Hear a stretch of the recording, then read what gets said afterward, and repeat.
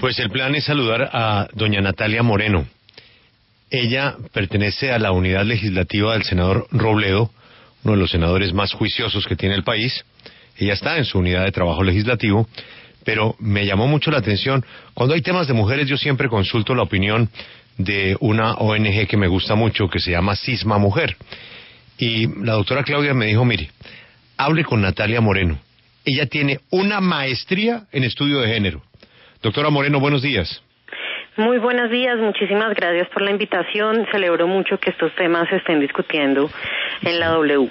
Tengo una curiosidad, doña Natalia. ¿Dónde se hace una maestría en estudio de género? Bueno, pues ya en varios países se han venido implementando. En Colombia tenemos la Escuela de Estudios de Género hace por lo menos 20 años en la Universidad Nacional, y recientemente la Universidad de los Andes también ha abierto esta maestría. Luego ya las aficionadas en el tema podemos escoger entre la Nacional y los Andes. Bueno, y ella está en la mesa de economía feminista y está en la mesa de economía del cuidado, así de que es una experta. Nos decía una mujer desde Nueva York hace poco que efectivamente ella es testigo de que sí hay una diferencia en el salario y en la oportunidad para la mujer. Sin embargo, ella reconocía algo que quiero saber si usted también lo reconoce.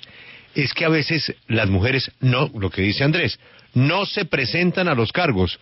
Decía ella que a veces por temor y por presuponer que no los van a ganar, y que ahí muchas veces de 10 candidatos solo se presenta una mujer. ¿Usted coincide en que a veces a la mujer, tal vez contagiada ya de el desequilibrio que hay evidente, pues bota la toalla y dice, pero ¿para qué me presento si no voy a ganar? Bueno, yo pensaría que en eso hay varias cosas. Por supuesto, puede haber, digamos, un parámetro cultural de parte de las mujeres, ¿cierto? De autodiscriminarse, por decirlo de alguna manera, ¿cierto? Pero lo cierto es que nosotros tenemos ya todas las cifras que comprueban esa brecha salarial. Hace poco, recientemente, el DANE sacó las cifras sobre brecha salarial, ustedes las pueden buscar en la página. Dice que a nivel nacional la brecha es del 20% y que hay departamentos como La Guajira donde es del 30%, o el Tolima donde también es del 30%. También hay estudios de Fedesarrollo, por ejemplo, entre muchos otros, donde muestra cómo esta brecha puede variar dependiendo de la edad en la que se presentan al mercado las mujeres, al mercado laboral, de si tienen o no hijos, por ejemplo, que eso también puede afectar esa brecha salarial. Luego, puede ser que las mujeres en algún sentido tengan esa autodiscriminación, pero yo diría que eso no es lo que explica que no lleguemos a ciertos cargos o que tengamos una brecha salarial del 20% en el país. Digamos, eso sería una explicación, ahí sí estoy de acuerdo con Camila, un poco de percepción sobre la que no tenemos entrevistas o estudios que lo comprueben, y lo que sí tenemos es que hay unos datos muy claros que nos muestran que eso es un fenómeno que hoy existe en Colombia, independientemente del nivel educativo de las mujeres, independientemente de la experiencia que tengamos las mujeres, de la profesión. Eso es un hecho certero en la mayoría de actividades económicas que se ofertan en Colombia. Natalia, hablando específicamente del sector privado, el otro día nuestro compañero Rafael Manzano dio un argumento que me parece válido y quisiera saber su punto de vista. Si a las mujeres se les paga menos, ¿por qué no las empresas, y digo el sector privado porque digamos ahí no hay que cumplir cuotas ni cosas de ese estilo, ¿por qué no contratar más mujeres si financieramente me va a resultar beneficioso para mí como empleador? Si les voy a pagar menos, ¿por qué no contratar más mujeres? Sin embargo, es algo que al parecer no sucede. Sí, de acuerdo. Yo le quiero mostrar este dato. Cuando usted entra ahí a la página del DANE a mirar las cifras sobre mercado laboral, uno observa que la población de inactivos, es decir, personas que no están buscando trabajo, el doble son mujeres que los hombres. O sea, hay 8 millones, casi 9 millones de mujeres inactivas en este momento. Estoy mirando la última cifra que sacó el DANE sobre mercado laboral, mientras que hay 4,5 millones de hombres de inactivos. Entonces uno se hace la siguiente pregunta: si en Colombia hay más mujeres que hombres, ¿por qué menos mujeres quieren acceder al mercado laboral? ¿Qué es lo que nos muestra esta cifra? Porque hay más mujeres que se quedan en el grupo de inactivas, es decir, que no se dan la oportunidad ni de presentarse a un trabajo. Y yo creo que ahí tiene mucho que ver lo que usted me está preguntando, y es que de esas casi 9 millones de mujeres que están como inactivas, estamos hablando aproximadamente de 5 millones que son amas de casa y que no conciben, digamos, en su vida entrar al mercado laboral, o que estos oficios, de alguna manera, por los roles culturales que tenemos en la sociedad, se vuelven en un obstáculo para acceder al mercado laboral.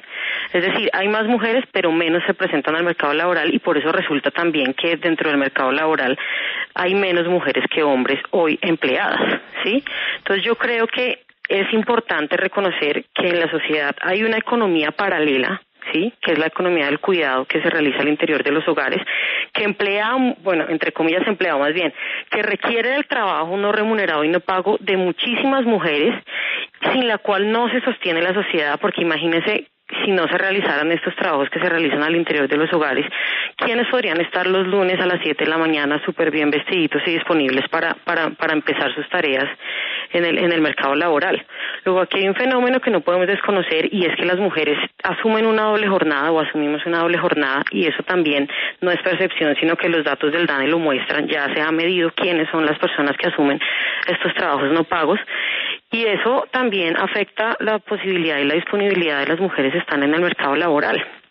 Ahora, dentro del mercado laboral, las que sí logran acceder o las que sí se presentan, pues sí sufren de brechas salariales, las mujeres tienen mayor desempleo, mayor informalidad. Yo creo que este dato es súper importante. En Colombia la informalidad en el empleo femenino es del 60%. O sea, te estoy hablando de que 6 de cada 10 mujeres que hoy están en algún trabajo remunerado lo hacen de manera informal. Creo que es el dato de informalidad más alto de América Latina.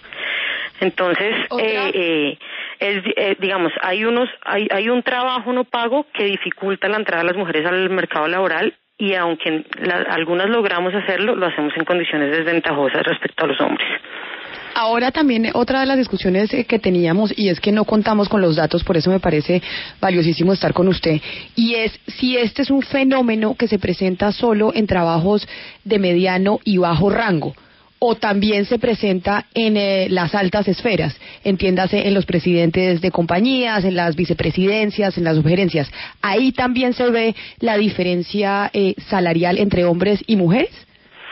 Bueno, yo primero empezaría diciendo hay 2 tipos de discriminación, por decirlo de alguna manera. La primera es que si uno mira todo el ramillete de ramas de actividad económica, se da cuenta que las mujeres se concentran mucho más en algunas ramas de actividad económica donde es más la informalidad y donde hay menores salarios. Por ejemplo, todo el tema de servicios personales, educación, salud, las enfermeras, etcétera, ¿sí? Mientras que los hombres se concentran más en determinados empleos donde se pueden encontrar mejores salarios. Por ejemplo, todo el sector minero energético, petrolero, ustedes saben que ese es un sector de altísimos salarios, construcción, etcétera. Esa, digamos, es la primera, diríamos, segmentación del mercado laboral por sexo que arroja a las mujeres a que se concentren en los empleos más informales y de menores salarios. Pero también existe lo que usted dice, que es en una misma rama cómo se distribuyen hombres y mujeres de manera vertical, por decirlo de alguna manera. Y hay teorías al respecto sobre por qué las mujeres no estamos en los cargos más altos, que es lo que se conoce como el techo de cristal. Cómo llega a cierto punto en el que las mujeres ya no podemos de alguna manera subir más, y eso tiene, digamos, ciertas explicaciones, sobre todo de tipo cultural. Ahora, yo creo que sobre la pregunta en concreto, pues nos tocaría sí hacer un estudio y mirar en los altos cargos presidenciales, por ejemplo, si hay más o menos mujeres. En Colombia, por ejemplo, vemos que, según la explicación que les acabo de dar, por ejemplo, las ministras siempre son las ministras de educación, las que tienen que ver más con esos sectores de la economía en donde más se emplean las mujeres. Yo he visto, digamos, en prensa, y eso no lo he estudiado de manera precisa sobre lo que dices de tu pregunta, y lo que sí es cierto es que si la mujer no es la principal no sé, en el ministerio o lo que sea, quienes rodean al ministro sí generalmente son mujeres. O sea, las asesoras directas de esa figura de poder, por decirlo de alguna manera, generalmente sí son mujeres. Así no tengan, digamos, esa visibilización pública y política. Otra de las discusiones que teníamos nosotros aquí era sobre el hecho de que las mujeres son las que quedan embarazadas, las que cuidan a los hijos, y que esta podría ser una de las razones por las cuales pues existe también esa brecha salarial. Y algunos de mis compañeros decían que no, que eso no es cierto. ¿Qué implicaciones tiene el hecho de que sean las mujeres las que tienen que pedir una licencia de maternidad en esa diferencia de salarios con los hombres? No, claro que sí. De hecho, aquí justamente el estudio de Fedesarrollo del año 2015 que les mencionaba hace un momento y que les puedo, después de la entrevista, socializar, muestra cómo el hecho de quedar embarazadas hace que las mujeres nos retiremos un tiempo del mercado laboral, y eso en últimas pesa en la experiencia, ¿sí? Porque usted se retira del mercado laboral 1, 2, 3, no sé cuántos años, y eso le resta experiencia. Luego, a la hora de volver, usted ya va a estar en desventaja respecto a los hombres que no salieron del mercado laboral, y eso pesa en el salario y la experiencia. Entonces, y también muestran acá los de Fedesarrollo que esa brecha salarial es mayor justamente por eso entre mujeres que tienen hijos y mujeres que no tienen hijos, y es aún mayor entre mujeres que tienen hijos menores de 5 años y entre mujeres que tienen hijos de otras edades. Lo que yo creo que eso es un hecho cierto y que ya está medido y demuestra que sí, que el hecho de ser embarazada, de estar embarazada desafortunadamente, o de tener hijos desafortunadamente, reitero, pues se vuelven una desventaja para las mujeres, cosa que se podría corregir con política pública, pero que en Colombia estamos muy lejos de eso. Natalia, ¿hay algún tipo de estudio sobre trabajadores independientes? Y me refiero, digamos, a abogados, médicos, consultores, en el caso de hombres y mujeres. Es decir, un abogado hombre cobra lo mismo que una mujer, y le hago la pregunta puntual por independientes porque es donde uno elige su tarifa, es decir, uno elige cuánto cobrar. En ese caso, ¿hay algún estudio sobre la diferencia entre hombres y mujeres? No, digamos, yo no conozco, seguramente debe haber, pero es posible que en los sectores, digamos, que no están regulados, ¿cierto? Porque pues si usted es empleado de una empresa, la tarifa, como bien mencionado, pues es en teoría, en el sector público por lo menos, no debería variar entre hombres y mujeres, y de hecho para eso existe una ley que es del año 2012 de equidad salarial, que el Ministerio del Trabajo, entiendo, no la da, y pues no la ha implementado. Pero pensaría yo que entre más informal es el sector, las brechas se acentúan más. Porque usted dice, uno pone la tarifa, pero eso es relativo, eso es hasta cierto punto, porque en un país, digamos, como Colombia, donde la competencia y el desempleo es tan alto, pues si usted pone una tarifa inmensa, es evidente que nadie lo va a contratar porque el de al lado le está poniendo una tarifa a la mitad del precio. Entonces, eso de que uno pone la tarifa, digamos, tiene limitaciones, y en ese sentido, pues yo no estaría muy segura de cómo se establecen ahí ese tipo de tarifas. Realmente no conozco un estudio específico sobre eso que usted pregunta. Doctora, pero las cosas han mejorado o no han mejorado. O volvemos al tema de la discusión de la percepción. Uno ve que en la fiduprevisora está de presidente una mujer, que sus vicepresidentas son mujeres, en los bancos ve muchas mujeres. Usted me dirá, sí, pero no necesariamente son las presidentes, no es el presidente del Bancolombia una mujer, o del Banco de Bogotá una mujer, o de la Vivienda una mujer, pero sí en las principales sucursales o en las vicepresidencias hay muchas mujeres. ¿Algo ha mejorado? A ver, yo creo que es evidente que la lucha de muchísimos años del movimiento de mujeres ha logrado visibilizar este tipo de temas, y es claro que las mujeres hemos entrado de manera más masiva al mercado laboral de unos años a hoy, ¿cierto? Hoy la tasa global de participación de las mujeres pues es mucho más alta de la que era, por ejemplo, en los 70s, en los 80s. Sin embargo, y esto lo muestran estudios, por ejemplo, del profesor Javier Pineda, que es el actual director de la Escuela de Género de los Andes, él muestra cómo ese aumento en la participación laboral de las mujeres ha llegado, vuelvo al juego, como a un techo de cristal, y que se ha venido estancando en los últimos 10 o 5 años ese aumento en la participación. Pues eso ha tenido, digamos, que un límite. Y yo reitero acá, es posible que las mujeres, aunque nos ha costado mucho, hayamos entrado más al mercado laboral, pero lo que no ha pasado, o ha pasado de manera muy parcial y muy selectiva, es que los hombres se hayan vinculado más a las tareas, digamos, del hogar, a las no remuneradas. Luego, mientras esas tareas no se socialicen, ¿cierto?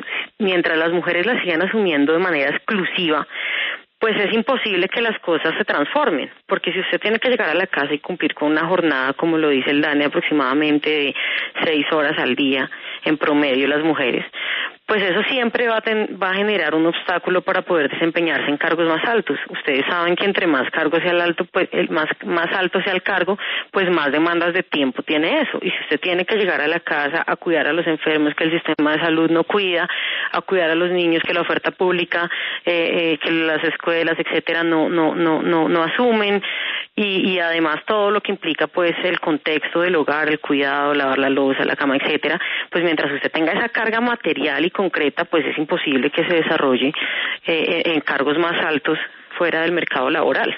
Entonces yo le diría, sí, es posible, las mujeres estamos más en el mercado laboral, los hombres no han tenido, digamos, esa migración tan importante como las mujeres hacia los trabajos del hogar, pero pues eso también implica que el Estado asuma sus funciones. Mire, hay una cifra que a mí me parece muy importante y es comparar cuánto gasta un Estado en gasto público social, o sea, en salud, en educación, etcétera, versus cuántas horas trabajan las mujeres al interior del hogar.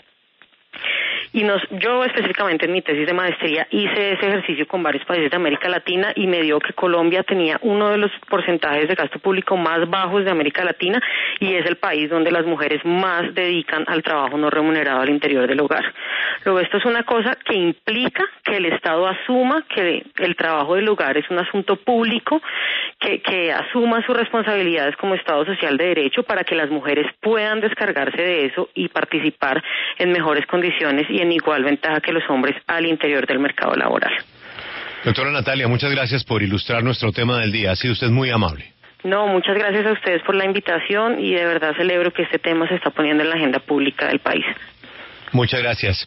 Pues ahí está.